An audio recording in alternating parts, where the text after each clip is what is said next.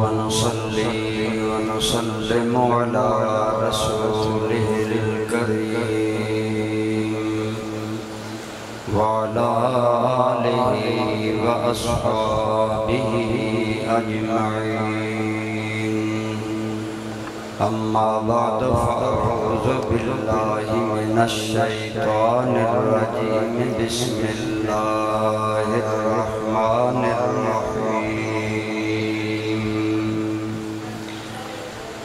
وَلَنَبْلُوَنَّكُمْ بِشَيْءٍ مِّنَ الْخَوْفِ وَالْجُوعِ وَنَقْصٍ مِّنَ الْأَمْوَالِ وَالْأَنفُسِ وَالثَّمَرَاتِ وَبَشِّرِ الصَّابِرِينَ الَّذِينَ إِذَا أَصَابَتْهُم مُّصِيبَةٌ قالوا إنا لله وإنا إليه راجعون. أولئك عليهم صلوات من ربهم ورحمة وأولئك هم المهتدون. وقال الله تبارك وتعالى في مقام آخر وهو الذي جعلكم خلائف الأرض ورفع بعضكم فوق بعض درجات ليبلوكم فيما آتاكم إن ربك سريع العقاب وَإِنَّهُ لَغَفُورٌ رَحِيمٌ. صدق اللہ مولانا العظیم. صدق وبلغنا رسوله النبي الأمي الأمين الحبيب الكريم. درود پاک تمام اللہ. اللہم صلی میرے ساتھ مل کر سارے درود ابراہیمی پڑھیں گے. اللہم صلی علی محمد وعلی آل محمد کما صلیت علی ابراہیم وعلی آل ابراہیم انکا حمید مجید. اللہم بارک علی محمد وعلی آل محمد کما بارکت علی ابراہیم وعلی آل ابراہیم انکا حمید مجید. الصلاة والسلام علیک یا سیدی یا رسول اللہ وعلى آلك وأصحابك يا حبيب الله.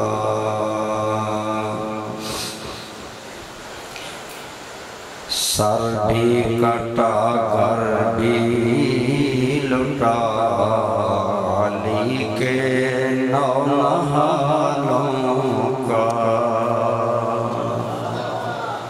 سر بھی کٹا کر بھی لٹا علی کے نو نہالوں کا. شہادت نامکمل تھی اگر ایسا نہیں ہوتا. بس میں تو اتنا ہی جانتا ہوں آگے خدا جانے. شہیدوں کا کفن زیر زمین میلا نہیں ہوتا. بے حد حمد و ثنا اللہ کریم کی ذات پاک کے لیے. لامحدود درود پاک حضور سید العالمین خاتم النبیین سید الاولین والآخرین جناب سیدنا و مولانا محمد رحمت للعالمین صلی اللہ علیہ وسلم کی ذات پاک پر اور آپ کے آل اور اصحاب پر۔ اس کے بعد قابل احترام حضرات علماء کرام، برادران اسلام، بزرگوں، دوستوں، عزیزوں، جس طرح آپ اور میں کسی آدمی سے اگر اپنی دوستی لگانا چاہیں یا تعلق قائم کرنا چاہیں یا فرینڈشپ قائم کرنا چاہیں تو ہم اس آدمی کے بارے میں پہلے تحقیق کرتے ہیں، اس کو چیک کرتے ہیں، آزماتے ہیں یہ آدمی کیسا ہے، اس آدمی کا اخلاق کیسا ہے، اس کا کردار کیسا ہے، اس کا چال چلن کیسا ہے۔ اگر ہم دیکھتے ہیں کہ وہ آدمی بات کا سچا ہے، وعدے کا پکا ہے اور مرد وفا ہے تو ہم اس سے دوستی لگا لیتے ہیں۔ برادران اسلام، اللہ کریم قرآن کریم میں اس حقیقت کو بڑا کھول کر بیان کرتے ہیں کہ اے ایمان والو، اس گمان میں نہ رہنا کہ ہم نے اگر زبانی کہا کہ ہم نے اللہ کو مانا تو یہ بات کافی ہو جائے گا اور تمہیں آزمایا نہیں جائے گا، یہ نہ سمجھنا کہ تمہیں پرکھا نہیں جائے گا، بلکہ فرمایا میری سنت یہ ہے کہ میں ایمان والوں کو آزمایا کرتا ہوں۔ ایمان والوں کو ارشاد باری تعالیٰ سنیے، ارشاد باری تعالیٰ فرمایا الف لام میم احسب الناس ان یترکوا ان یقولوا آمنا وهم لا یفتنون۔ فرمایا کیا لوگوں کا یہ خیال ہے زبانی کہیں ہم ایمان لائے اور انہیں آزمایا نہ جائے گا، کیا یہ خیال ہے؟ اگر یہ خیال ہے تو فرمایا ذہن سے نکال دو وَلَقَدْ فَتَنَّا الَّذِينَ مِن قَبْلِهِمْ، ہم تو پہلے ایمان والوں کو بھی آزما چکے ہیں، ہم نے پہلے ایمان والوں کو بھی آزمایا، تمہیں بھی آزمائیں گے۔ یا اللہ کیوں آزمائے گا؟ فرمایا اس لیے کہ فَلَيَعْلَمَنَّ اللَّهُ الَّذِينَ صَدَقُوا وَلَيَعْلَمَنَّ الْكَاذِبِينَ۔ فرمایا ہم دیکھنا چاہتے ہیں ایمان کے دعوے میں سچا کون ہے، جھوٹا۔ اس لیے ہم آزمائش کرتے ہیں کہ پتہ چلے کہ ایمان کے دعوے میں سچا کون ہے، جھوٹا کون ہے۔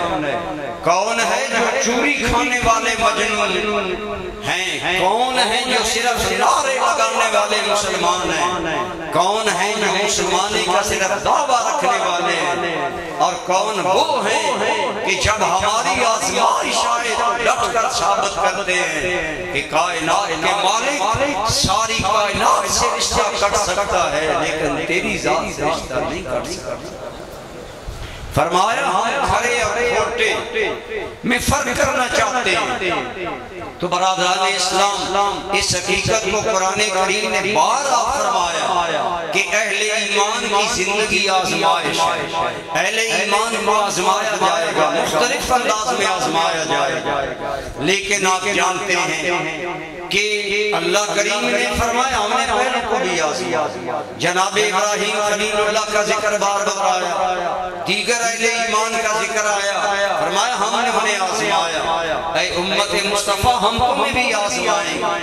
ایک اور مقام پر فرمایا ذہن میں سوال پیدا ہوتا ہے اللہ نے سب لوگ امیر کیوں نہ بنا دیے، کوئی غریب نہ ہوتا؟ یا سارے غریب ہوتے؟ فرمایا یہ فرق ہم نے آزمائش کے لیے رکھا ہے، ہم دیکھنا چاہتے ہیں امیر ہو کر غریب کا خیال رکھتا ہے، غریب غربت میں میرا شکر گزار رہتا ہے۔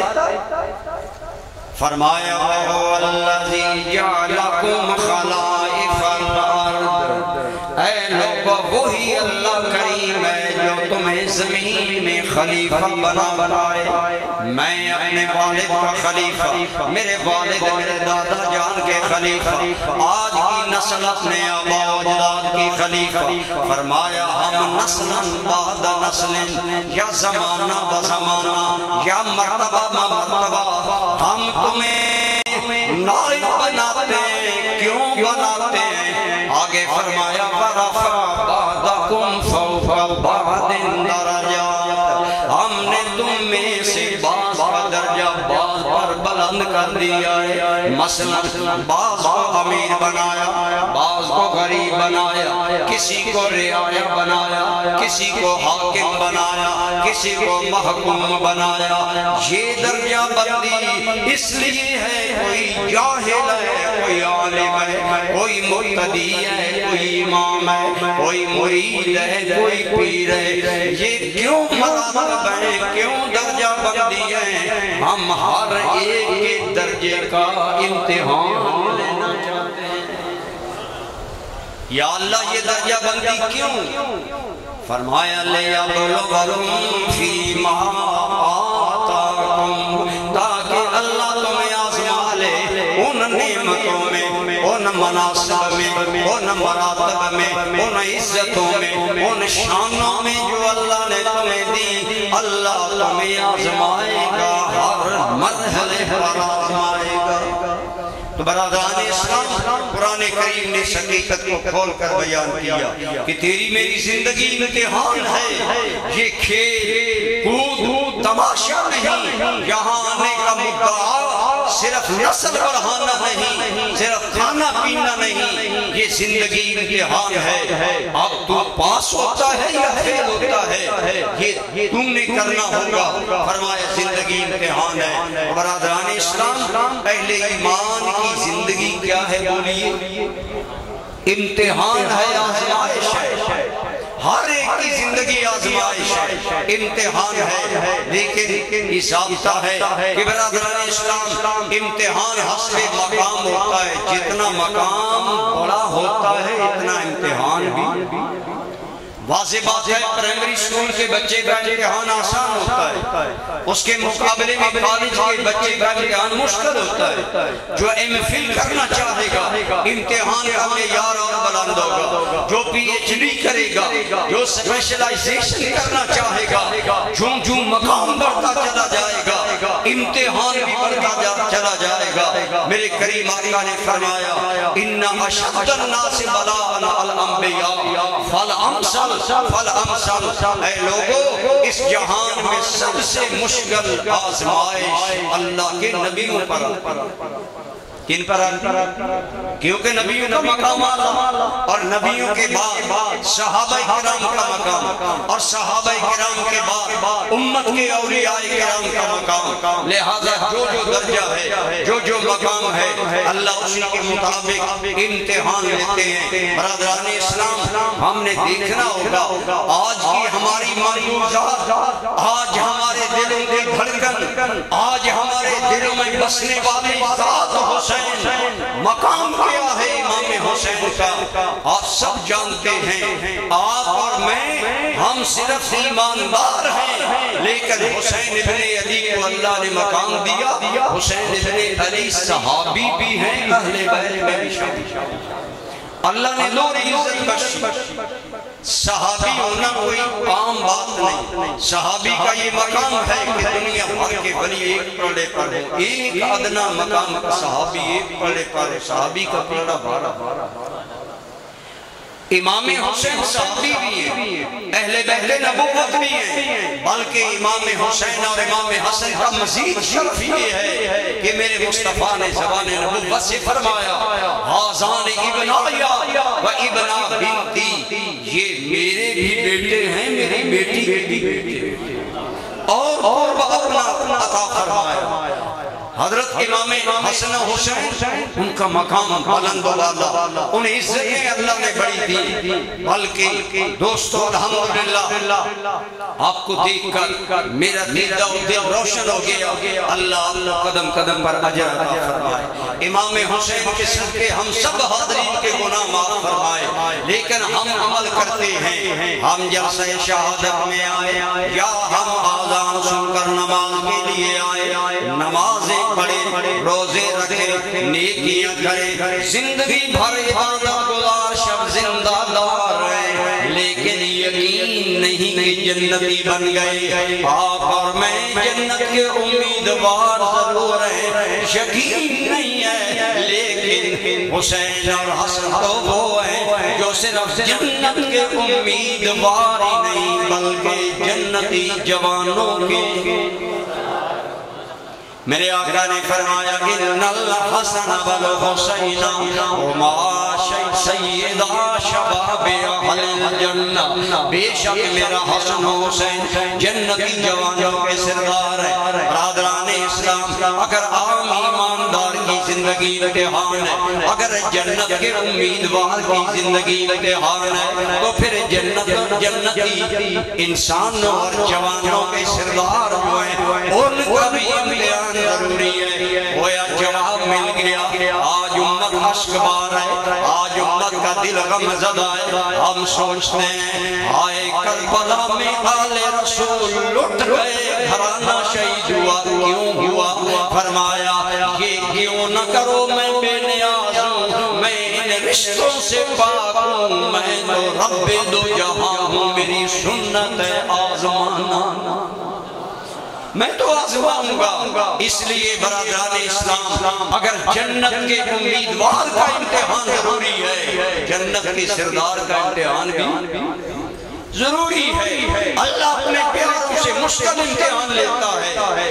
ابراہیم علیہ السلام سے بڑے مشکل امتحان، بعض اللہ کے نبیوں کو درخت کے ساتھ کھڑا کر دیا گیا، پہلی امتوں کے لوگوں کو ہاتھ کھڑے کر کے ان میں میخے پیوست کر کے انہیں درختوں کے ساتھ چمٹا دیا گیا، تڑپ تڑپ کر جان دے دی، لیکن ثابت کر دیا کہ جان جا سکتی ہے، یار سے تعلق نہیں جا سکتا۔ پہلی امتوں کے امتحان بہت ہوئے، ہمارے بھی امتحان ہیں، اور امام حسین علی مقام رضی اللہ تعالیٰ عنہ چونکہ آپ کا مقام برا البرا ہے، بلند و بالا ہے، اس لیے امام علی مقام کا امتحان بھی اسی نوعیت کا ہوا۔ برادران اسلام، واقعہ کرب و بلا یا امام حسین کی زندگی ایک امتحان تھا۔ آئیے دیکھیں امتحان کیسے کیسے سخت امام علی مقام سے لیے گئے، لیکن اس لیے لیے گئے کہ مقام بلند ہے، درجہ بلند ہے۔ میں کئی مرتبہ یہ بات آپ کو سناتا ہوں، آج پیر بننے کا شوق ہر بندے کو ہے، آج روحانی پیر طریقت راہبر راہ شریعت ہر کوئی کہلانا چاہتا ہے، لیکن تقاضے بھی بدل جاتے ہیں، مریدوں کا امتحان اور ہوتا ہے، پیروں کا امتحان۔ محبوب سبحان غوث سمدانی سیدنا عبدالقادر جیلانی رحمت اللہ علیہ آپ فرماتے ہیں مجھے مجاہدات کے دور میں ایسا بھی وقت آیا، آواز آئی آسمان سے، عبدالقادر اب مقام قرب پر پہنچ گیا، اب نماز کی کوئی ضرورت نہیں ہے۔ اگر آج کا نمبر 2 پیر ہوتا اپنے مریدوں کو کرامتیں سناتا، لیکن عبدالقادر جیلانی حقیقی پیر تھے، اللہ کے بندے تھے، فوراً سمجھ گئے عبدالقادر اگر تمہیں نماز معاف ہے تو رسول اللہ کو کیوں معاف نہیں ہے؟ یہ آواز رحمانی نہیں، یہ آواز شیطانی ہے، یہ شیطان بول رہا ہے۔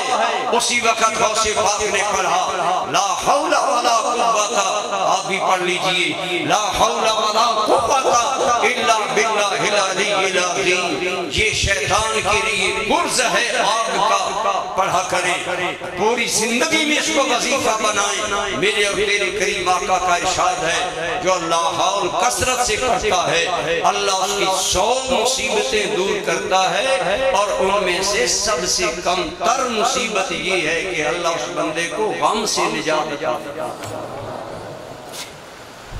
جلسے سے کچھ لے کر جائیں، باتوں کو دل میں جگہ دے۔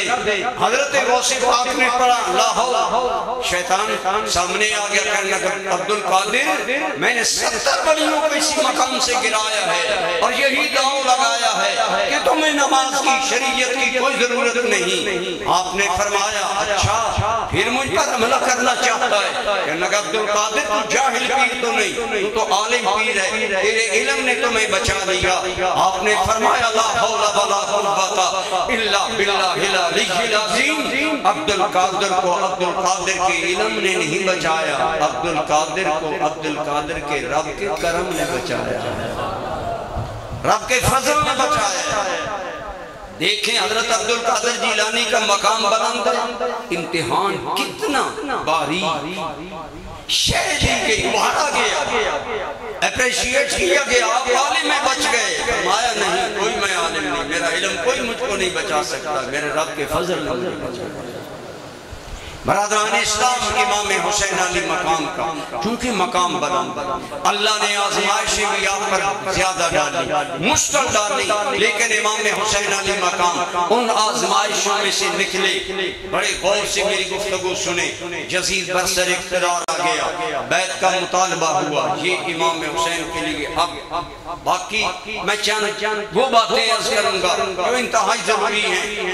اب یزید کی بیعت کرنا نہ کرنا ایک امتحان تھا، بیعت کی جائے یا نہ کی جائے۔ عام لوگوں نے سوچا یزید قوت میں ہے، فوج ہے، قوت ہے، اسباب ہیں، بیعت کر لینی چاہیے، ہمارے اندر طاقت نہیں کہ ہم یزید کا راستہ روکیں، ہم یزید کے خلاف کھڑے ہو سکے۔ امام حسین نے سوچا کیا مجھے بھی اسی رو میں بہ جانا چاہیے؟ تو امام حسین نے سوچ کر فیصلہ کیا اگر سارے یوں ہی بیعت کر لے تو میرے نانا کی امت پر کون واضح کرے گا کہ فاسق و فاجر بیعت کے قابل نہیں ہے؟ لہذا امام علی مقام رضی اللہ تعالی عنہ نے موقف اختیار کیا کہ جو حاکم وقت ہوتا ہے، عام آدمی غلطی کرے یاد رکھے اس کی غلطی اور ہوتی ہے، اگر امام اور علماء اور عمراء بادشاہ غلطی کریں تو وہ اور ہوتی ہے۔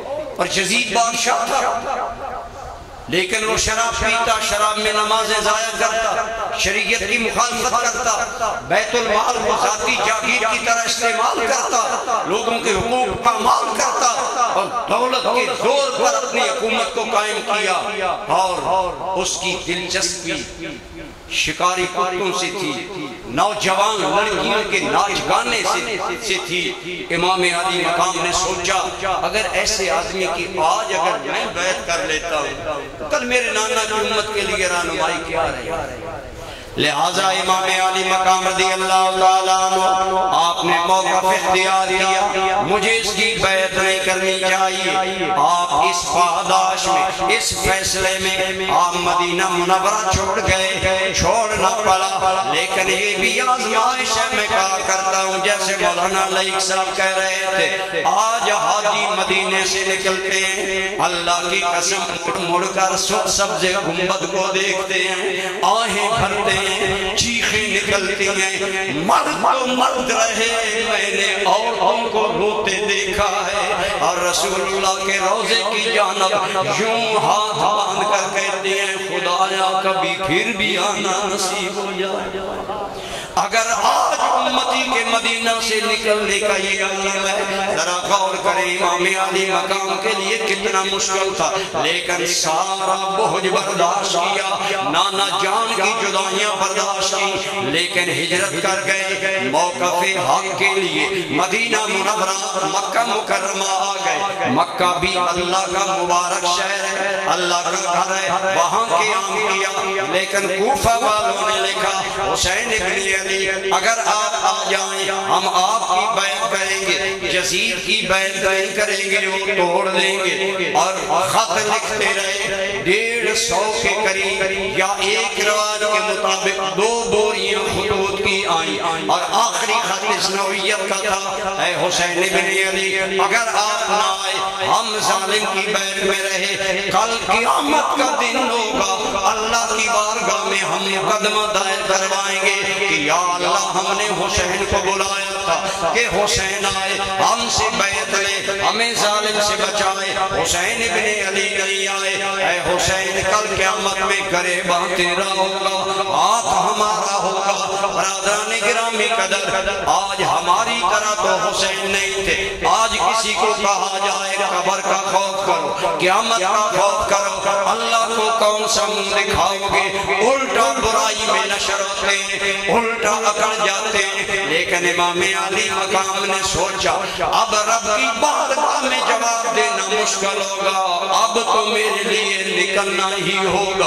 امام علی مقام نے حضرت مسلم چچا زاد بھائی کو بھیجا، کوفہ کے حالات مجھے لکھو۔ انہوں نے لکھا ایک روایت کے مطابق 12,000، ایک روایت کے مطابق 18,000 کوفیوں نے حضرت مسلم کے ہاتھ پر بیعت کر لی کہ ہم امام حسین کو اپنا امام، اپنا لیڈر، اپنا حاکم مانیں گے، ان کا ساتھ دیں گے۔ حضرت مسلم نے آپ کو لکھ دیا کہ آپ آ جائیں، یہ لوگ آپ کا ساتھ دیں گے۔ اب امام حسین کو یقین ہو گیا ظلم کے سامنے کھڑا ہونے کے لیے میرے پاس ظاہری اسباب بھی آ گئے، لیکن دوستو امام علی مقام جب مکہ سے روانہ ہونے لگے محمد ابن حنفیہ نے منع کیا، یہ آپ کے بھائی ہیں، کہا میرے بھائی میں کوفہ جانا آپ کا صحیح نہیں سمجھتا۔ عبداللہ بن عباس نے منع کیا اور لوگوں نے منع کیا، لیکن امام کے پیش نظر ایک ہی بات تھی، اگر رخصت لے کر سارے یزیدی اقتدار کے سامنے خاموش ہو جائیں تو میرے نانا کی امت فکری طور پر برباد ہو جائے گی۔ اگر فاسق آ جائے خاموشی اختیار کر لینی چاہیے، مجھے نکلنا چاہیے تاکہ یہ حق کا آوازہ زندہ رہے کہ اگر ظالم آئے اسے روکنے کی قوت ہو تو پھر میدان میں آنا چاہیے، خواہش راستے میں جان بھی چلی جائے۔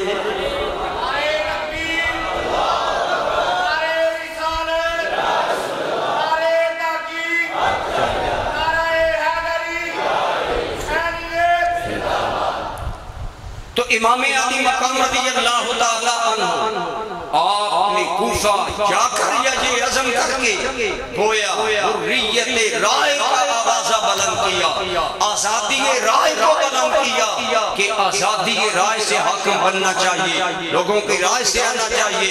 یزید عام لوگوں کی رائے سے نہیں آیا اور ظالم و فاسق کا راستہ روکنا ضروری ہے۔ تو گویا امام حسین نے اب جو ہوا وہ تو ہوا کہ آپ کا خاندان شہید ہوا، لیکن امام علی مقام نے امت کو فکری طور پر بچا دیا۔ اسی لیے میں کہا کرتا ہوں لہو کی موج میں ڈوبے بچایا سب کو طوفان سے، گناہگاروں کی کشتی کی حمایت ہو تو ایسی ہو۔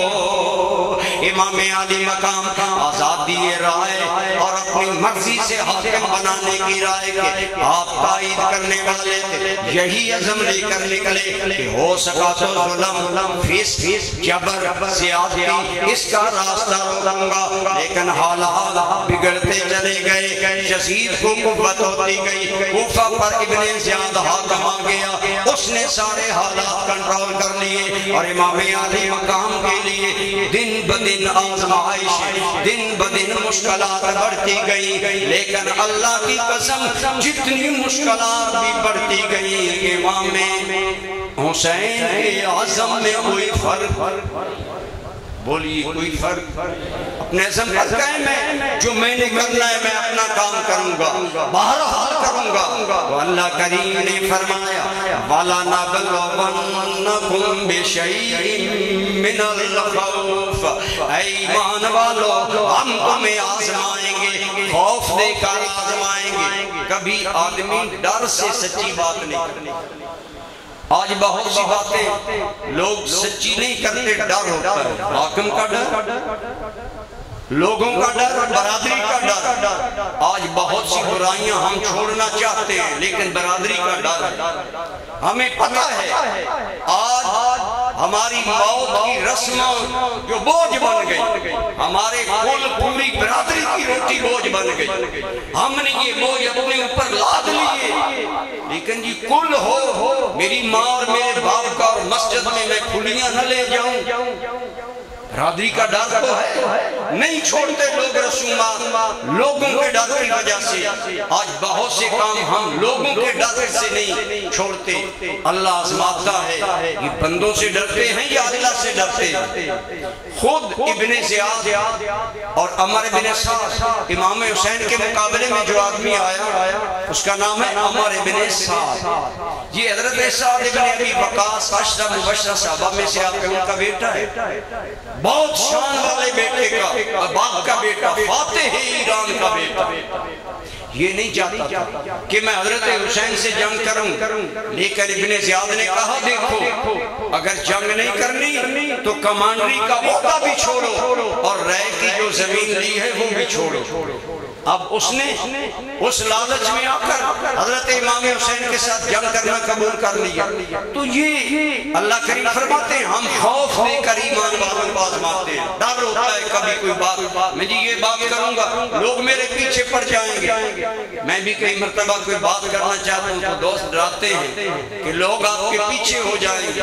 دعا کریں اللہ ہمیں حق کہنے کی ہمت عطا فرمائے۔ امام حسین تو ہمت کر گئے، امام علی مقام کو کتنا بڑا خوف دیا گیا۔ امام علی مقام آپ کے لشکر کی تعداد 100 سوا 100 ہے، لیکن مد مقابل عمر بن سعد پہلے 4000 کا لشکر لایا، اور بن جدید ریاحی تمیمی 1000 کا لشکر لے کر پہلے آ چکا ہے، 5000 کا لشکر ہو گیا۔ امام علی مقام کے ساتھ جو 100 آدمی ہیں یا 150، ان میں جنگ کے قابلوں صرف 72 نکلے، اتنی تھوڑی تعداد لیکن اتنا بڑا لشکر ہے۔ جرار لا کر خوف دیا گیا، لشکر ہے، مسلح ہے، اسلحہ ہے، اقتدار ہے، اور پھر عجیب صورتحال ہے۔ ذرا چشمے تصور دوڑائیں، 100 سوا 100 بندے کے مقابلے میں ہزاروں کا لشکر ہو، عام بندے پر کتنا خوف طاری ہوتا ہے۔ پھر رات کے اندھیرے میں جب ان کے اسلحہ اور گھوڑوں کی ہنہناہٹ بلند ہوتی ہے اور خوف پیدا ہو جاتا ہے، لیکن یہ سارے خوف پیدا کیے گئے۔ حسین بیعت کے لیے تیار ہو جائے، اپنا موقف بدل ڈالے، لیکن امام علی مقام نے عمل سے ثابت کیا جو خدا سے ڈرنے والا ہوتا ہے وہ مخلوق سے ڈرا نہیں کرتا۔ امام علی مقام نے ثابت کر دیا آئین جوان مردان حق گوئی بے باقی، اللہ کے شیروں کو آتی نہیں روبائی۔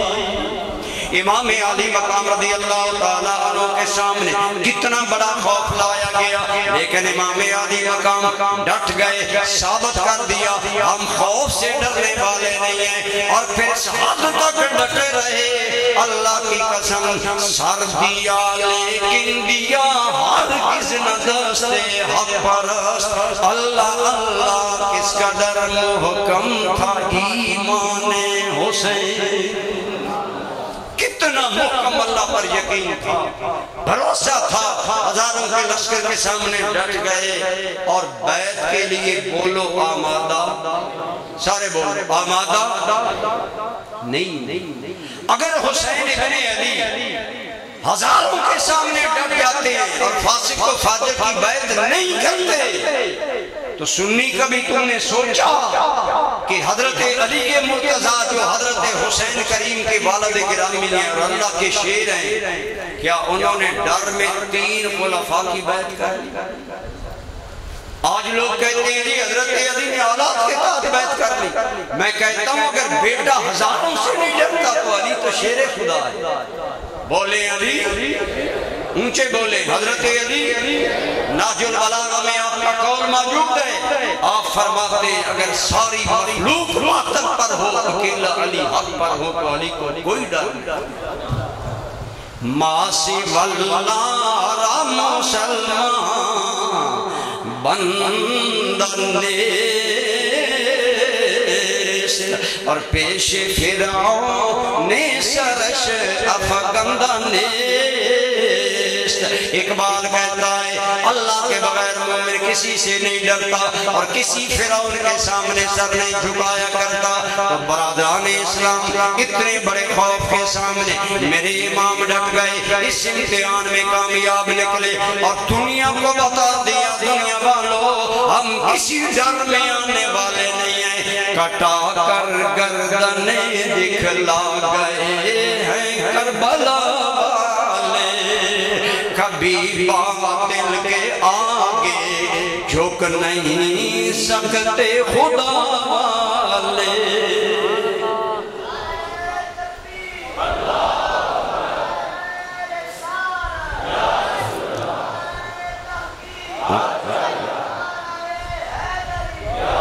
برادران اسلام امام علی مقام رضی اللہ تعالیٰ عنہ آپ کو خوف میں بھی آزمایا گیا، ہر انداز میں آزمایا گیا۔ فرمایا وَلَنَبْلُوَنَّكُمْ بِشَيْءٍ مِّنَ الْخَوْفِ وَالْجُوعِ، ہم بھوک دے کر بھی آزمائیں گے۔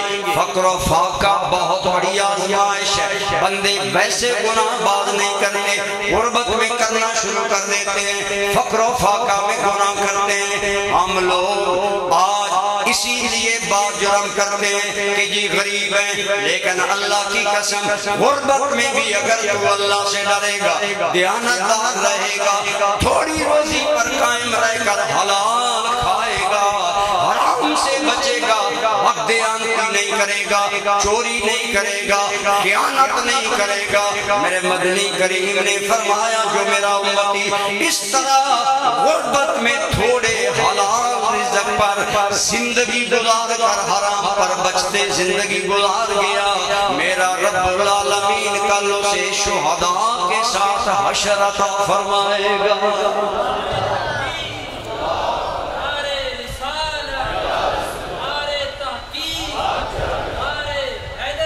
تو برادران اسلام فرمایا ہم بھوک دے کر آزماتے ہیں، غربت دے کر، قحط سالی، مال کی کمی، فصلوں میں کمی آ گئی، غلے میں کمی آ گئی، آزمائش ہے۔ بندے کیا کرتے ہیں، ہم قحط میں اللہ کا شکوہ تو کرتے ہیں جی قحط پڑ گیا کوئی چیز مل نہیں رہی، لیکن قحط میں کیا بے نماز نمازی بن جاتے ہیں؟ بولنے آج جی بارشیں زیادہ ہیں جی فصلیں برباد ہوگی، میں نے کہا یہ شکوہ تو کرتے ہو فصلیں بارشیں زیادہ ہیں، بتاؤ کچھ اللہ سے ڈرنا سیکھا نمازی بنے ہو؟ اپنا جائزہ نہیں لیتے، لیکن میرے دوستو بھوک دے کر بھی اللہ آزماتے ہیں۔ رمضان مبارک کے مہینے میں روزے میں بندہ بھوکا بھی ہوتا ہے، پیاسا بھی ہوتا ہے، یہ بھی ایک آزمائش ہے۔ اللہ نے رمضان کا مہینہ تیری میری آزمائش کے لیے بنایا، ایمان والوں کی آزمائش کے لیے بنایا کہ 11 ماہ اپنی مرضی سے کھاتا پیتا ہے، ایک مہینہ پیدا کرنے والے رب کی مرضی پر کھانا ہوگا، پینا ہوگا، خواہشات کے مطابق چلنا ہوگا، لیکن اس رمضان میں بھی جو اللہ کے بندے روزے نہیں رکھتے ذرا غریباں میں سوچیں کیا حال ہے۔ لیکن امام علی مقام اس موقع پر بھی آپ کو یاد ہوگا ان ظالموں نے بیعت لینے کے لیے حسین کو جھکانے کے لیے پانی پر پابندی لگا دی کہ فرات کے پانی کی بوند اہل بیت نبوت کو نہ ملے۔ کتنا بڑا ظلم تھا، ہر کوئی پیے، لیکن رسول اللہ کا خانوادہ پیاسا ہے، حوض کوثر کے مالک پیاسے ہیں، حوض کوثر کے مالک کی آل پیاسی ہے، لیکن ان پیاسوں نے ثابت کر دیا دنیا والوں پر ہم پیاس سے اور بھوک سے بھی نہیں جھکنے والے، اور ثابت کر دیا دنیا والوں محمد مصطفیٰ کے باغ کے سب پھول ایسے ہیں جو بن پانی کے تر رہتے ہیں مرجایا نہیں کرتے۔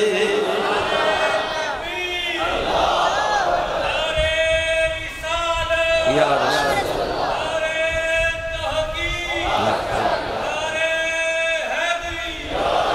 وَلَنَبْلُوَنَّكُمْ بِشَيْءٍ مِّنَ الْخَوْفِ وَالْجُوعِ وَنَقْصٍ مِّنَ الْأَمْوَالِ مال سے بھی اللہ آزماتا ہے۔ میرے آقا نے فرمایا صلی اللہ علیہ وسلم لِكُلِّ أُمَّةٍ فِتْنَةٌ وَفِتْنَةُ أُمَّتِي الْمَالِ، ہر امت کی کوئی نہ کوئی آزمائش ہے، میری امت کی آزمائش مال ہے۔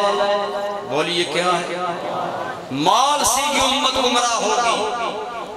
آج آپ دیکھیں کتنے ایسے لوگ ہیں جو مال کے لیے اپنا دین بیچ بیٹھتے ہیں، کتنے ہیں جو امریکہ کے گرین کارڈ کے لیے مرزائی بن جاتے ہیں، کتنے ہیں پاکستان میں جو امیروں کی خوشنودی کے لیے اپنے مسلک بدل لیتے ہیں، کتنے لوگ وہ ہیں جو پیسے کی وجہ سے اپنا ایمان ضائع کرتے ہیں۔ ہمیں تو آج کوئی 10,000 روپے دے تو ہم عدالت میں جھوٹی گواہی دینے کے لیے تیار نہیں ہو جاتے۔ سوچیں، جھوٹی گواہی شرک اصغر ہے، اور آج مال کی وجہ سے کیا، اور مسلمانوں کو عموماً نقصان اسی وجہ سے۔ انگریزوں نے میر جعفر اور میر صادق کو خریدا اور ٹیپو خان اور مسلمانوں کو برباد کیا۔ ہر دور میں مسلمان خریدے جاتے ہیں۔ آج تیرا ملک جس رسک لگا ہوا ہے، اگر ڈیپلی سوچے گا تو بہت سے لوگوں کو خریدا گیا ہے جو تیرے ملک کی معیشت کو، ملک کے نظام کو، ملک کے اس معاملات کو برباد کر رہے ہیں، اور پیچھے پیسہ ہے۔ اس امت کا فتنہ مال ہے۔ آپ کیا نہیں سوچ سکتے؟ غور کریں، ایک آدمی پاکستان میں اللہ کے نبیوں کی گستاخی کرتا ہے تو دیر نہیں لگتی کہ اسے بیرونی کارڈ مل جاتے ہیں۔ آسیہ ملونہ کے ساتھ کیا کیا گیا؟ بالکل ریسنٹلی ایک بددینت ذاکر نے اسلام آباد میں سیدنا صدیق اکبر کے بارے میں زبان درازی کی، اس نے حضرت صدیق اکبر کی گستاخی کی۔ 2 دن نہیں گزرے کہ اسے ملک سے باہر بھیج دیا گیا۔ کیا ہماری حکومت اندھی ہے؟ کیا ہماری حکومت دین کے اعتبار سے بے غیرت ہو گئی ہے؟ انہیں حیا نہیں کہ ہمارے ملک میں کیا ہو رہا ہے؟ یہ سب کچھ مال پیسے کی وجہ سے ہو رہا ہے۔ فرمایا ہر امت کا کوئی نہ کوئی فتنہ ہے، میری امت کا فتنہ مال ہوگا۔ مال کی وجہ سے لوگ گمراہ ہو گئے۔ آج جتنے لوگ مسجد میں آئے بیٹھے ہیں، اگر آپ ان میں غور کریں تو امیر آدمی بہت کم کوئی نظر آئے۔ امیر آدمی کم مسجدوں میں آتے ہیں، مدارس میں چلے جائیں، دین پڑھیں گے تو غریب بچے، دین پڑھیں گے تو یتیم بچے، دین پڑھیں گے تو لاوارث پڑھیں گے۔ مجھے کہنے لگا جی ایک رشتہ کرنا ہے، کوئی لاوارث سی لڑکی ہو۔ میں نے کہا ہم لاوارث لڑکیوں کو نہیں پڑھاتے، ہمارے ہاں خاندانوں والی لڑکیاں پڑھتی ہیں۔ کنسنٹ بن گیا ہے کہ مدارس میں یتیم پلتے ہیں۔ امیروں، مالداروں، تمہارے زمین پر سوال ہے کہ تم مالدار ہو کر خدا کے باغی تو نہیں بن گئے؟ مال نے تمہیں اللہ کو بھلا تو نہیں دیا؟ مال کی وجہ سے لوگ بکے۔ ابھی آپ نے سنا عمر ابن سعد نے مال لیا، ابن زیاد نے تو ہی گورنری لی، شمر لعین نے بہت بڑا مال لیا یزید سے۔ یزید بیت المال کو ذاتی جاگیر کے طور پر پارٹی کے بندوں میں بانٹتا تھا، جیسے آج ہماری سیاست میں ہوتا ہے، اپنی پارٹی کو نوازا جاتا ہے۔ مال حسین کو بھی مل سکتا تھا، حجاز کی گورنری امام حسین کو مل سکتی تھی، لیکن امام علی مقام نے کوئی گورنری، کوئی حکومت، کوئی پیسہ قبول نہیں کیا۔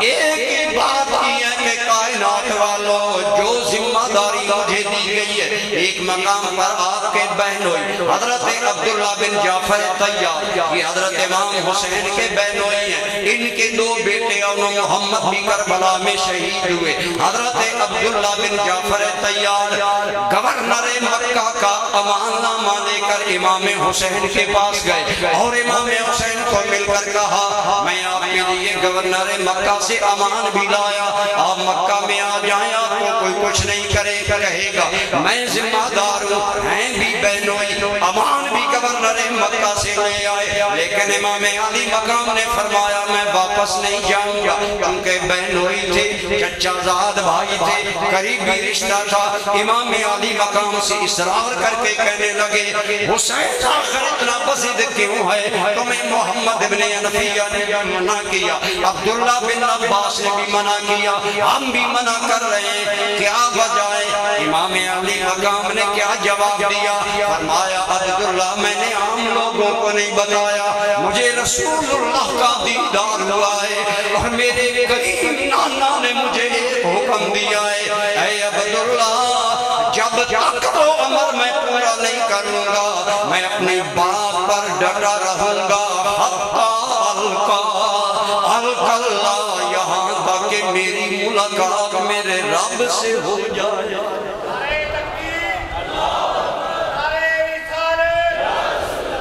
حضرت عبداللہ بن جعفر طیار رضی اللہ تعالیٰ عنہ چونکہ قریبی آدمی تھے، گھر کے تھے، آپ نے فرمایا حسین بھائی مجھے بتاؤ رسول گرامی نے تمہیں خواب میں کیا فرمایا؟ فرمایا میں اس کا اظہار بھی نہیں کروں گا۔ محدثین علماء نے لکھا گویا اشارہ تھا حسین ابن علی، کثیر لوگ خاموش ہیں یزید کے فسق فجور اس ظلم پر، آج اگر سب خاموش ہو گئے حق بات دب جائے گی، لہذا میرے بیٹے تمہیں جاننا ہوگا۔ محدثین نے یہ شرح کیا ہے گویا امام علی مقام رضی اللہ تعالیٰ عنہ اپنے موقف پر ڈٹے رہے، نہ مال قبول کیا، نہ عہدے قبول کیے، نہ امان نامے قبول کیے، نہ رعایت نامے قبول کیے، بلکہ عمل سے ثابت کیا پاؤں کی ٹھوکر پہ میں رکھتا ہوں یہ تاج خسرواں، میرے آقا میرے مولا ہے محمد عربی۔ امام علی مقام رضی اللہ تعالیٰ عنہ آپ کو ہر انداز میں آزمایا گیا، پھر میدان کربلا کا اگلا امتحان اللہ کریم فرماتے ہیں وَنَقْسِمْ مِنَ الْأَمْوَالِ وَالْأَنفُسِ، ہم تمہیں جانوں کی کمی دیں گے۔ مالک حسین کے پاس تو پہلے ہی 72 ہیں، اور بھی کم ہوں گے، فرمایا اور بھی کم ہوں گے، کیوں کم ہوں گے؟ رب آزمانا چاہتا ہے، اعتماد یاروں پر ہے یا رب کائنات پر۔ امام علی مقام کا جانی نقصان کتنا ہوا؟ ہمارا ایک بچہ مر جائے، گھر ماتم کدا، گھر غم زدہ، ہماری مائیں بہنیں بہن کریں گی، سارا گھرانہ غم کی تصویر، رونا کھونا عادت بن جائے گی۔ امام علی مقام کو کیا کیا قربانی دینی پڑی، کیسے کیسی جانیں دی، اللہ کی قسم دوستو اگر تفصیل پڑھیں جگر کانپ جاتا ہے۔ یہ حوصلہ حسین کا تھا، ایک سے ایک پیارا دیکھ، ایک سے ایک پیارا۔ جب شمر نے طے کر لیا 9 محرم الحرام ہو، عمر ابن سعد بیچارہ کتراتا رہا کہ میں اس جنگ سے بچ جاؤں، شمر آخری حکم نامہ لایا، اب 2 معاملات ہیں، یا بیعت ہوگی یا جنگ ہوگی۔ اب جنگ کا نتیجہ قتل و غارت تھا۔ امام علی مقام نے فرمایا ہم جنگ کا آغاز نہیں کریں گے، یہ الگ بات ہے۔ امام بار بار ایسا کیوں کہتے رہے؟ فرمایا لیکن میں تمہیں کہوں گا میرے خون سے ہاتھ رنگین نہ کرو، کل اللہ کو کون سا منہ دکھاؤ گے، کون سا جواب دو گے؟ لیکن وہ باز نہ آئے۔ جب وقت سو جاتا ہے، جب بدبختی مقدر بن جاتی ہے، پھر کچھ نظر نہیں آتا۔ شمر نہیں، میں کہتا ہوں دوستو خدا کی قسم حسین ابن علی اور حسین ابن علی کے رفقا اتنے با وفا لوگ تھے، رات کی مہلت امام علی مقام نے مانگی، انہوں نے کہا ٹھیک ہے۔ 12 میں نے آپ کو اس کی تفصیل بتائی۔ امام اپنے خیموں میں آئے، اپنے دوستوں کو جمع کیا اور چراغ گل کر دیا، اور کیا فرمایا سنیں۔ فرمایا اے میرے دوستو تم نے میرے ساتھ وفا کی، اپنے گھروں سے میرے لیے نکلے، لیکن میں نے جان لیا ان کا مدعا میرے بغیر اور کوئی نہیں ہے، میرے بعد یہ کسی کو نہیں پوچھیں گے۔ میں صبر و فقہ کو اجازت دیتا ہوں، جانا چاہو تو چلے جاؤ۔ دوستو جب اندھیرا ہو جانا آسان ہوتا ہے۔ امام علی مقام نے وہ منظر بنایا، لیکن صدقے جائیں حسین ابن علی کے رفقا پر بھی صرف صرف امام علی مقام آپ اتنے باوفا نہیں، رفقا سارے کے سارے بیٹھے رہے اور ان میں سے کسی نے بھی جانا گوارا نہ کیا۔ گویا وفا کا جو منظر اس آسمان نے رسول گرامی کے صحابہ میں دیکھا، وہی وفا کا منظر آج حسین کے ساتھی بھی پیش کر رہے ہیں۔ کہا حضور والا ہم آپ کو چھوڑ کر نہیں جائیں گے، اگر جائیں گے تو کل رسول اللہ کو کون سا منہ دکھائیں گے۔ 10 محرم الحرام کی صبح پھوٹی، ابھی نماز ہوئی کہ شمر آ گیا، عمر ابن سعد آ گیا، ہاں حسین بات کرو۔ امام علی مقام نے اتمام حجت کے لیے خطبہ دیا، خطبہ انتہائی تاریخی اور دردناک ہے۔ انشاءاللہ کسی موقع پر، آج اس لیے نہیں شروع کر رہا کہ کسی موقع پر سارا خطبہ سنائیں گے، خدا کی قسم ایک ایک جملہ ایسا تھا کہ اگر ذرہ برابر زندگی کی رمق ہوتی، ایمان کا جذبہ ہوتا، اگر دنیا آنکھوں پر نہ چھا جاتی، اگر یزید کا خوف نہ چھا جاتا، دل بدل جاتے۔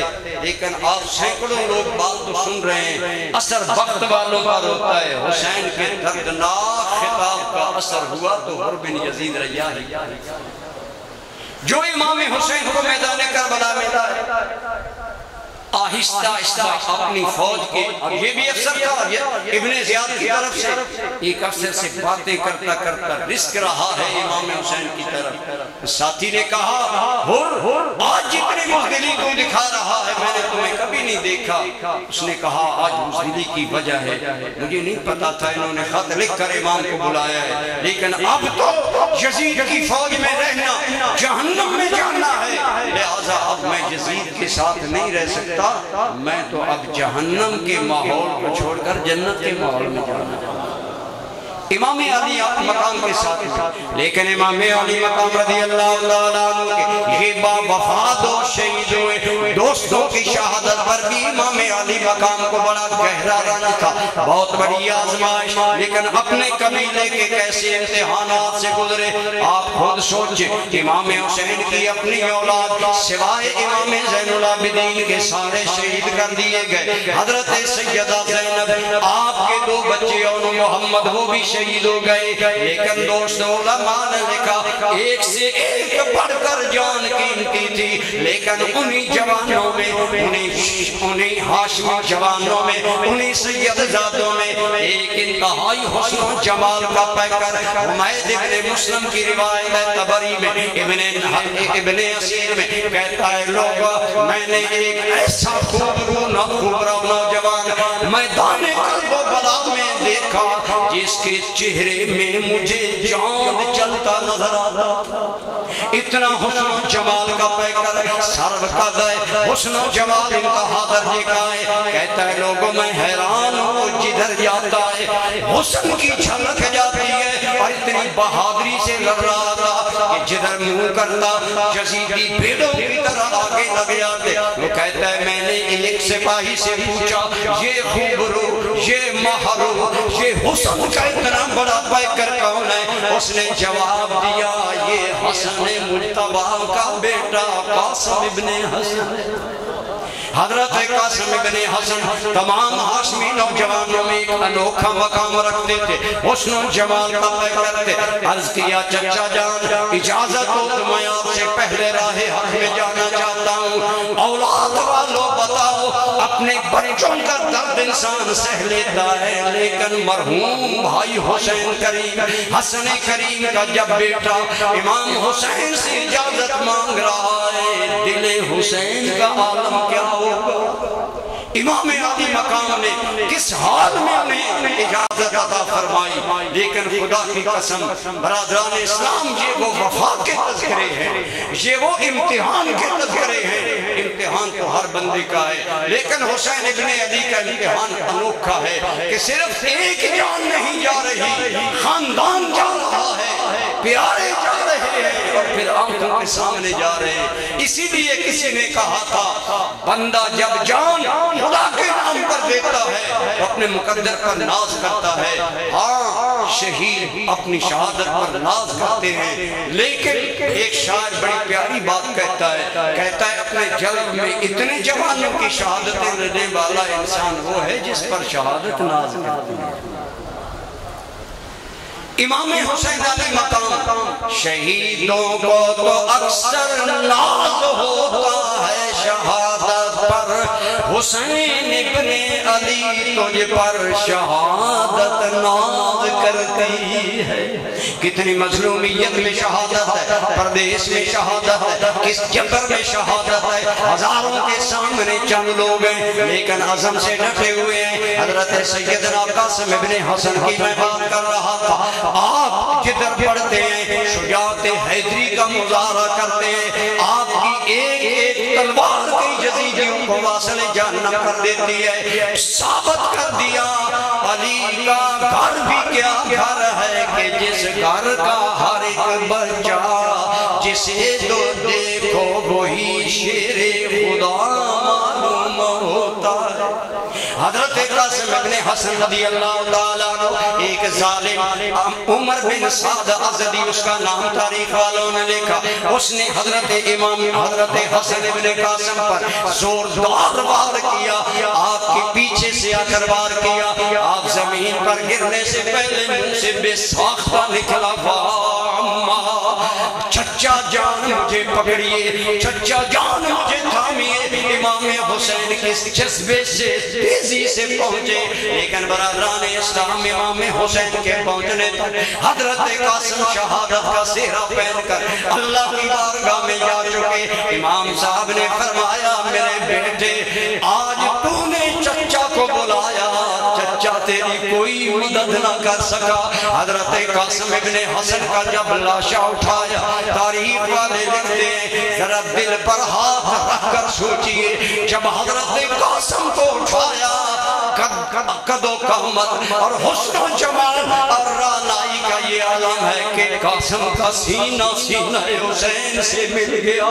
اس حال میں امام علی مقام اپنے بچوں کو اٹھا کر آ رہے ہیں، لیکن کیا حسین جانوں کے نقصان پر جھک گیا؟ نہیں، اللہ کی قسم یہ سنان و تیر کی دعوتیں، یہ علی کے لال کی ہمتیں، کبھی نوجوان کا جگر دیا، کبھی بے زبان کا گلا دیا۔ یہاں تو حسین نے اللہ کی بارگاہ میں جوان بھی پیش کیے۔ حضرت علی اصغر امام علی مقام کی گود میں ہیں، ارمل ظالم کا تیر آیا، حضرت علی اصغر کے گلے میں لگا، خون سے امام علی مقام کی گود ہاتھ تر ہو گئے۔ امام علی مقام کی کیفیت تبری لکھتا ہے، حسین ابن علی خون دیکھ کر فریاد کر رہے تھے، مولا میں ظلم کا شکوہ کسی سے نہیں کروں گا، تم بہتر دیکھنے والا ہے، تم ہی ہمارا معین و مددگار و کرم فرمائے۔ مولا حسین یہ مظلوم کا خون بھی تیری بارگاہ میں پیش کرتا ہے، لیکن کیا یہ باتیں حضرت امام حسین کے عزم کو کم کر سکی؟ نہیں برادران اسلام، امام علی مقام اپنے موقف پر ڈٹے ہوئے ہیں، بیعت نہیں ہو سکتی، حتیٰ کہ اپنی جان بھی قربان کر دی۔ امام علی مقام چونکہ مقام اعلیٰ ہے، امتحان بھی مشکل ہے، مسافرت میں یہ موقع آئے اور پھر پردیس میں یہ سارے حال دکھائے گئے۔ امام علی مقام رضی اللہ تعالیٰ عنہ آپ کا امتحان تو آپ کا رہا۔ دوستو آج لوگ سوچتے ہیں کہ کیوں صدیاں گزر گئی، محرم سن 61 ہجری میں واقعہ کربلا پیش آیا، آج 1422 ہجری جا رہا ہے، محرم شروع ہو چکا ہے، آج بھی ذکر حسین تازہ ہے۔ اس کی وجہ یہ ہے کہ لوگوں ہزاروں تاریخیں لکھی گئی، لیکن کربلا کی تاریخ لکھنے والا وہ مرد قلندر مقدس انسان تھا، جس کی ایک ایک بات میں وفا کی وہ خوشبو تھی جسے زمانہ کبھی گدرا نہیں سکتا، جسے زمانہ مٹا نہیں سکتا۔ امام علی مقام کا اخلاص، اللہ پر توکل، اللہ پر بھروسہ، اور امام علی مقام ان مشکل ترین امتحان میں سے گزرے۔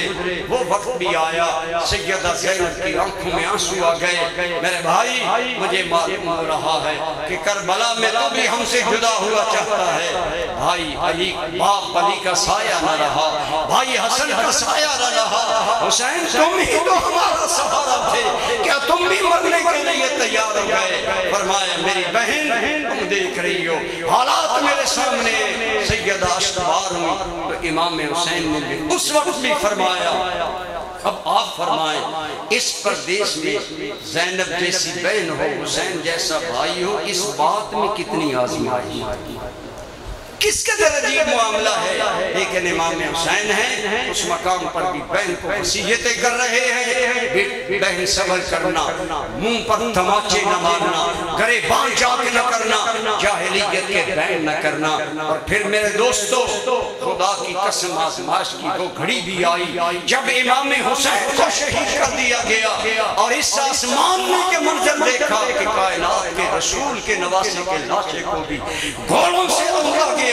سیدہ زینب کے لیے کیا ہی مشکل مقام تھا، سید زادیوں کا امتحان کیسا تھا، لیکن میں نے عرض کیا چونکہ مقام اعلیٰ تھا امتحان بھی مشکل تھا۔ ایک شاعر نے بڑی عجیب بات کی، کہتا ہے لوگوں اس سے بڑھ کر اور آزمائش کیا ہوگی کہ کھیتی علی کی کٹ گئی، بستی اجڑ گئی، پردیس میں حسین سے زینب بچھڑ گئی۔ اس امتحان سے بھی اہل بیت گزرے، لیکن خدا کی قسم اگر حضرت سیدہ زینب کے آپ خطبے سنیں، انشاءاللہ کل علامہ قادری صاحب آ رہے ہیں، وہ تو باہر خطابت ہے، جس جانب موج آئے گی انشاءاللہ آپ کو بیرابر کریں گے، لیکن میں عرض کر رہا ہوں برادران اسلام امام علی مقام کا امتحان ہر نہج پہ مشکل ہے۔ میں عموماً کہا کرتا ہوں اصلاح کی بات کرنے کے لیے آج کا دن گزرا، جتنے میری تقریر سن رہے ہو آپ اور مجھ پر 5 نمازوں کا وقت آیا، ہم گھر میں ہیں، ہم امن میں ہیں، ہم سکون میں ہیں، ہم بچوں میں ہیں۔ حسین ابن علی پر نماز ظہر کربلا کا وقت پردیس میں آیا، غریب دیاری میں آیا، مشکلات میں آیا، پھر حال یہ ہے کہ انتہائی ظلم و جبر میں پھنسے ہوئے، لیکن آج آپ کو عرض کیا جائے ملک صاحب چودھری صاحب بھائی جان نماز نہیں پڑھتے، آپ کہتے میں مصروف ہوں، دل پر ہاتھ رکھ کر بتا 10 محرم کو کربلا میں حسین مصروف تھے کہ نہیں؟ ایک جانب سے چیخیں، اگر ادھر شہید ہونے والوں کی چیخیں ہیں تو کربلا کے رنگوں سے پیاس کا مطالبہ ہو رہا ہے، لیکن امام حسین درمیان میں کس جانب جائیں؟ لیکن خدا کی قسم ان تمام مجبوریوں کے باوجود یہ نہیں ماننا مالک میں مدینہ میں ہوتا تو نماز پڑھتا، مالک امن ہوتا تو نماز پڑھتا۔ حسین کریم نے نماز ادا کی، شیعہ سنی وہابی سب کی کتب بول رہی ہیں، میرے امام نے میدان کربلا میں نماز ظہر صلاۃ الخوف میں ادا کی۔ نماز کا نام ہی صلاۃ الخوف ہے، یعنی خوف میں پڑھی جانے والی نماز۔ کیا خوف ہے؟ ادھر دشمن ہے، ادھر دشمن کی للکار ہے، ادھر رب رحمان کی یاد ہے، خوف کا ماحول ہے۔ لیکن امام علی مقام نے چند دوستوں کو دشمن کے سامنے کھڑا کیا، خود نماز پڑھی۔ میں کہتا ہوں اتنا مشکل وقت حسین پر کیوں آیا؟ شاید اس لیے آیا ہوگا میرے نبی کے کندھے پر سوار ہونے والے، میرے نبی کے سجدے کی حالت میں پشت پر بیٹھنے والے، تیرے لیے میرے نبی نے سجدے لمبے کر دیے تھے، آج کربلا کی دھرتی ہے، بتا نبی کے سجدے کی لاج کیسے رکھی جاتی ہے؟ حسین ابن علی نے بچوں کے لاشوں پر بھی نماز ادا کر کے ان کے پاس نماز ادا کر کے ثابت کر دیا اگر میرے مالک مدینے میں نماز کا وقت آیا حسین پھر بھی حاضر ہے، اگر کربلا میں آیا پھر بھی حاضر ہے، اور گویا ثابت کر دیا کہ زیر خنجر جس کا سجدہ عظمت اسلام ہے، جس کا ہر تیور رسول اللہ کا پیغام ہے، امام علی مقام نے ہر مشکل میں امتحان میں ثابت قدمی دکھائی اور برادران اسلام کامیابی حاصل کی. اگر اب قابل غور بات ہے، آپ سے عرض کرنا چاہوں گا کہ اگر امام حسین کا رب نے امتحان لیا، تیرا میرا کوئی امتحان نہیں. عیش کی زندگی ہے، آج تو ہماری زندگی آسان ہے، ہر نعمت کی ریل پیل ہے، لیکن ایک چیز کی کمی ہے کہ خدا کی یاد کی کمی ہے، اللہ سے وفا کی کمی ہے. تیری میری زندگی امتحان ہے. اللہ نے تمہیں صحت دی، بتا صحت میں اللہ کو یاد کرتا تھا. اللہ نے بخت دیا، بخت میں اللہ کو یاد کرتا تھا. فرمایا لِيَبْلُوَكُمْ فِي مَا آتَاكُمْ، اللہ نے جو تمہیں دیا اس کی آزمائش. میں کہا کرتا ہوں علماء کی بھی آزمائش ہے، عوام کی بھی آزمائش ہے. آج ہمارا پاکستان کا ماحول دینی حوالے سے دن بدن بے دینی کی طرف جا رہا ہے. موجودہ حکومت کے اندر تمام دین مخالف قوتیں باور میں ہو گئی ہیں. عمران خان صاحب کی حکومت میں دن بدن ان بے زبانوں کی لگامیں کھلتی چلی جا رہی ہیں. اس بدبخت آدمی نے حضرت صدیق اکبر کی گستاخی کی. اسی طرح جب محرم آتا ہے، آپ جانتے ہیں جب برسات آتی ہے، بارشیں ہوتی ہیں، یہ کیڑے مکوڑے، یہ مینڈک نکل آتے ہیں. محرم آتا ہے تو یہ بک بک کرنے والے، نام حسین بیچنے والے لوگ صحابہ پر زبان درازی کرتے ہیں. اور سنیوں کا حال یہ ہے کہ وہ سنی ہی. میں یہ نہیں کہتا کہ آپ لڑیں، آپ الجھیں، لیکن خدا را اتنا تو جاگے، آپ کی غیرت دینی جاگے کہ ہمارے ہوتے ہوئے ہمارے ملک کے اندر صحابہ کو تبرہ کرنے والا انسان سزا سے نہیں بچ سکتا. ہمارے یہاں ابھی ہمارے پاس دو کیس آئے. ایک محلہ والے پیٹتے آئے ہیں جی ہمارے محلہ میں وہ کل جلوس نکال کر لے جا رہے ہیں. دوسرے والے آجے ہمارے یہاں. میں اگر سی آئی ڈی کے لوگ موجود ہیں تو میں یہ خبردار کرنا چاہوں گا کہ ایک خاص ہم سمجھتے ہیں کہ ان لوگوں کو حکومت کی پشت پناہی حاصل ہے. پورے ملک میں اہل تشیع اپنی مرضی کر رہے ہیں اور ہمارے شہر میں بھی ایسی ہو رہی ہے. تو سن لیں، اگر ہمارے شہر میں ایسی کوئی حرکت ہوئی، اگر روح کو بغیر جلوس چلایا گیا یا سنیے کہ محلوں کو ڈسٹرب کیا گیا یا اپنے جو ان کے آزادی اصل کو وہ اپنے مسلک کے مطابق جو چاہیں کریں، لیکن سنی کو بھی کچھ غیرت دکھانی چاہیے. بیدار ہو، اپنے آپ کو سمجھیں، ان کی محفلوں کی رونق گرم بنے، اپنی محفلوں میں آئیں، اپنے علماء کے پاس آئیں. الحمدللہ کتنا بڑا مجمع ہے جو بارگاہ حسینی میں دل کے آنسو پیش کرنے کے لیے اللہ کی حاضری قبول فرمائے. لیکن انتظامیہ نوٹ رکھے ان لوگوں کی یہ حد سے تجاوز اور لا قانونیت اور قانون کی خلاف ورزی ہم سمجھیں گے. اگر کل شہر میں کسی جگہ ہوئی تو ہم سمجھیں گے انتظامیہ نے اپنے سائے میں کیا. اس لیے مہربانی کر کے ایسی صاحب، ڈی ایس پی صاحب، دیگر آفیسر حضرات اور ادارے محتاط رہیں. ہم سنی پرامن لوگ، پرسکون لوگ ہیں، لیکن اگر وہ ہمیں ڈسٹرب کریں گے، ہمارے شہری کو ڈسٹرب کریں گے، پھر اس کا انجام جو ہوگا اس تمام حالت کی ذمہ دار ہماری پنڈال خان کی انتظامیہ ہوگی. ہاتھ کھڑے ہو کر تعین کریں. آپ اس کے ساتھ متفق ہیں؟ ہم کہتے ہیں وہ اپنے مسلک کا اظہار بے شک کریں، جو چاہیے کریں. ہم اپنا من راضی کر رہے ہیں، ہم اپنے انداز میں حسین کریم کو یاد کر رہے ہیں. وہ اپنے انداز میں کریں، ضرور کریں، لیکن قانون کی ہر ایک پابندی ہونی چاہیے کہ نہیں ہونی چاہیے. مجھے بولے. اور اگر کوئی واقعہ ہوا اس کی ذمہ دار ہمارے شہر کی انتظامیہ ہو، نوٹ کریں سی آئی ڈی والے اور انہیں خبر دیں. اس لیے بلا وجہ سنت کو اشتعال نہ دلوائیں، شہر کا امن بحال رکھیں، اپنے حقوق ضرور استعمال کریں، لیکن حقوق سے تجاوز کرنے کی اجازت. اب دعا کرتے ہیں، اس کے بعد انشاءاللہ آپ کو اجازت ہے. دعا بڑے خلوص سے کیا کریں. معلوم نہیں کس اللہ کے بندے کی دعا کے سب پر کرم ہو. دعا ہے ہی اخلاص اور خلوص کے ساتھ مانگنے کا. ہم لوگ دعا بھی مانگ رہے ہوتے ہیں، دائیں بائیں دیکھ بھی رہے ہوتے ہیں شیرینی آئے گی کہ نہیں، لیکن آپ جنت میں انشاءاللہ امام حسین کی طرف سے شیرینی کا انتظام، اس کے لیے دعا مانگیں کہ اللہ ان کے ہاتھوں ہمیں جام کوثر عطا فرمائے. میں نے جمعہ پر بھی عرض کیا ہمارے امام حسین ہو، صحابہ کرام ہو، اولیاء کرام ہو، یہ بڑے لجپال لوگ، بڑے لاج رکھنے والے ہیں، تعلق کی لاج رکھتے ہیں، تعلق کا مان رکھتے ہیں۔ حضرت مولانا عبداللہ الدین صاحب نے لکھا ایک آدمی ہر 10 محرم کو کچھ نفل پڑھ کر شہدائے کربلا کی کوئی سال ثواب کرتا۔ ایک رات اسے امام حسین کی زیارت ہوئی تو امام صاحب نے چہرے پر ہاتھ رکھے ہوئے تھے۔ اس نے اس کے حضور ذرا چہرہ دیکھنے دے، فرمایا تم ہمارے پاس ثواب کا تحفہ بھیجتے ہو، ہم نے ابھی تک تمہیں بدلہ نہیں دیا، ہم حیا والے چہرہ چھپایا ہوا ہے، اس لیے قیامت کا دن آئے گا، نانا جان سے انعام بھی دلوائیں گے، دیدار بھی کروائیں گے۔ یہ ہیں ہمارے بزرگ، ہمارے یہ لوگ امام علی مقام، ہمارے صحابہ کرام، اولیاء کرام۔ آل سنت کا عقیدہ ہی صحیح ہے، یہی آل سنت کا عقیدہ آل بیت کو صحیح خراج تحسین پیش کرنے کا طریقہ ہے، اسی پر چلتے رہیں انشاءاللہ تو جہاں میں کرم ہوگا۔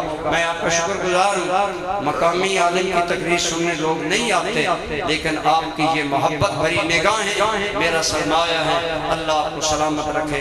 الحمدللہ رب العالمین، الصلاة والسلام علی سید الانبیاء والمرسلین وعلی آلہ واصحابہ اجمعین۔ ہم ہر محفل میں یہ بات کرتے ہیں، آپ بھی توجہ دیا کریں، تحریک حی علی الفلاح کا مقصد یہ ہے آپ کو دین سکھانا۔ تو محفل کے اختتام پر ایک دعا پڑھی جائے تو گناہ معاف ہو جاتے ہیں، میں پڑھتا ہوں آپ میرے ساتھ پڑھیں۔ سبحانک اللہم، کوئی بھی معروم نہ رہے، جنہیں نہیں آتی پڑھے، میں ایک ایک عرب پڑھ رہا ہوں۔ ہمارے سنیہ میں بات یہ ہے، نہ بات آتی ہے نہ سیکھنا چاہتے، سکھائیں تب بھی نہیں سیکھنا چاہتے۔ اس سے بڑا اور کیا کرم ہے کہ یہ دعا یاد ہو جائے، اس محفل کی ساری خطائیں اللہ معاف فرمائے۔ یہ سرکار کا ارشاد ہے، سبحانک اللہم و بحمدک اشہد ان لا الہ الا انت استغفرک و اتوب الیک۔ ربنا تقبل منا انك انت السميع العليم وتب علينا انك انت التواب الرحيم۔ یا الہ العالمین، یہ محفل اپنی بارگاہ پاک میں قبول و منظور فرما، اس میں آنے والے جملہ دوستوں کو قدم قدم پر اجر عظیم عطا فرما۔ مالک کریم، ذکر امام حسین کا صدقہ ہم سب کے صغیرہ کبیرہ گناہ معاف فرما۔ مالک کریم، تیرے محبوب کریم کی آل پاک یہ وہ لوگ ہیں جن کی نسبت بھی بخت ہے، یا اللہ آل رسول کا صدقہ ہم سب شرکاء کے زندگی کے صغیرہ کبیرہ گناہ معاف فرما۔ مالک کریم، ہماری خطاؤں سے درگزر فرما۔ یا الہ العالمین، ہم بھی زندگی کے امتحان میں ہیں، صدقہ خون حسین کا ہم میں سے ہر ایک کو زندگی کے امتحان میں کامیاب فرما۔ زندگی اسلام کے مطابق گزارنے کی توفیق عطا فرما، گناہوں سے بچنے کی توفیق عطا فرما۔ یا اللہ، حرام سے بچنے کی توفیق عطا فرما۔ مالک، ہمیں حلال نصیب فرما۔ مالک کریم، حلال کی روزی عطا فرما۔ آج کرونا کی وجہ سے ہماری معیشت متاثر ہے، یا اللہ ہمارے ملک کی معیشت پر رحم فرما، ہمارے حالات پر رحم فرما۔ یا اللہ ہمیں خوشحالی عطا فرما۔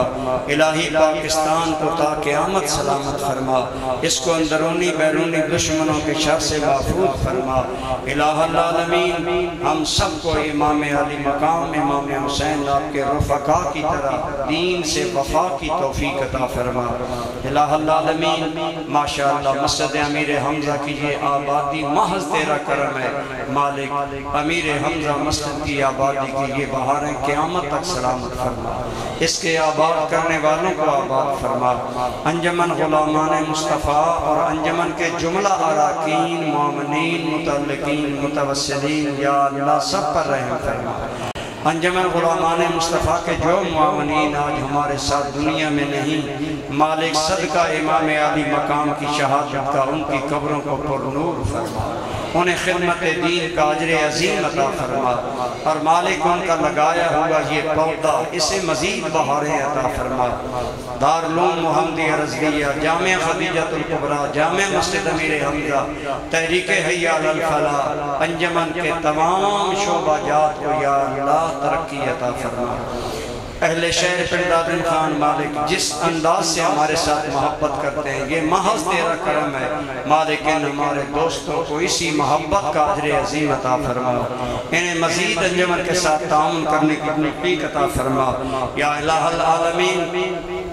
ہمارے ملک کے اندر جو یہ فضا بڑھ رہی ہے باہم فرقہ پرستی کی، یا اللہ ان ظالموں کے شر سے امت مسلمہ کو محفوظ فرما اور ہمیں باہم اتفاق اتحاد عطا فرما، اس ملک کو سکون عطا فرما، اس کو سلامتی عطا فرما، اور جو لوگ اس کی سلامتی کے مخالف ہیں ان کے ارادوں کو تباہ و برباد فرما۔ ہمارے وزیر اعظم عمران خان صاحب کو بھی اچھے کاموں کی توفیق عطا فرما، ان کی کابینہ کو بھی ہدایت عطا فرما، ہمیں بھی ہدایت عطا فرما کہ ہم اچھے لوگ چنیں۔ امام علی مقام کا یزید کا اختلاف کوئی ذاتی نہیں تھا، یہی تھا کہ اس کا کردار اچھا نہیں تھا۔ اللہ ہمیں بھی اچھے لوگوں کا ساتھ دینے کی توفیق عطا فرمائے، برے لوگوں کی سنگت سے ہمیں محفوظ فرمائے۔ میں دیکھ رہا ہوں دور دراز سے ہمارے دوست آئے، ہمارے مولانا حاجی محمد اصغر صاحب چکوار دیوالیاں سے مجھے نظر آئے، ادھر ہمارے بچے میانی سے آئے، اور بہت دوست آئے، سعودی گجر سے قافلہ آیا۔ مالک جتنے لوگ آئے محض تیرے محبوب کریم کے نواسے کی محبت کے لیے آئے، یا اللہ ہم سب کو کل قیامت کے دن امام حسین کی سنگت نصیب فرما، امام حسین کی غلامی عطا فرما، حسین کریم کے نانا جان کے جھنڈے کا سایہ نصیب فرما، اور رسول اللہ صلی اللہ علیہ وسلم کی شفاعت نصیب فرما۔ مالک کریم ہمارے علماء کرام جنہوں نے محفل کو رونق بخشی ان کو بھی برکتیں عطا فرما۔ ربنا آتنا فی الدنیا حسنۃ وفی الآخرۃ حسنۃ وقنا عذاب النار۔ الہ العالمین آج ہم لوگ پریشان ہیں، کسی کو گھریلو معاملات میں پریشانی ہے، کسی کو کاروبار کی پریشانی ہے، کسی کو ملازمت کی، مالک تو سب ہماری حاجتیں جانتا ہے۔ یا رب العالمین شہداء اسلام کا صدقہ، شہداء کرب و بلا کا صدقہ ہماری مشکلات کو آسان فرما، مالک ہماری تمام مشکلات کو آسان فرما۔ جتنے دوستوں نے دعا کے لیے کہا مالک ان کا حسن ظن قبول فرما، اور ان کے حق میں ہماری دعاؤں کو قبول فرما۔ الہ العالمین ہم حضور سرور عالم صلی اللہ تعالی علیہ وسلم کی ساری امت کی بخشش کا سوال کرتے ہیں۔ اللہم اغفر لامت سیدنا محمد صلی اللہ علیہ وسلم، اللہم فرج عن امت سیدنا محمد صلی اللہ علیہ وسلم، اللہم اصلح امت سیدنا محمد صلی اللہ علیہ وسلم، اللہم ارحم امت سیدنا محمد صلی اللہ تعالی علیہ وعلا آلہ وسلم اجمعین برحمتک یا